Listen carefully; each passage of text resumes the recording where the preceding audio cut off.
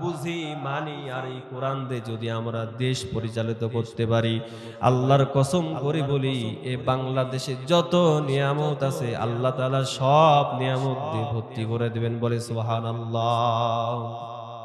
একটু চিন্তা করেন তো, এই তাফসীর মাহফিল, এখানে অসংখ্য মানুষ আসে না, কিন্তু এখানে যদি মমতাজ আবাকে নিয়ে আসা হয় জায়গায় দেওয়া যাবে না। কথা বলেন ঠিক কি না? অসংখ্য যুবকগুলি সামনে থাকবে, পাগলের মতো মানুষ হয়ে যাবে, জায়গা দিতে পারবে না।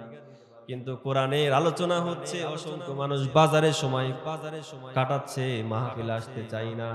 এজন্য আল্লাহ তাআলা বলেন, মানুষ যখন আমার গোলামি করবে, মানুষ যখন আমার কথা শুনবে, আমি আল্লাহ তাআলা সমস্ত নিয়ামতের দরজাগুলি তাদের জন্য খুলে দেব। বলে সুবহানাল্লাহ। এই কোরআন এসেছে কেন? এসেছে শুধু পড়ার জন্য।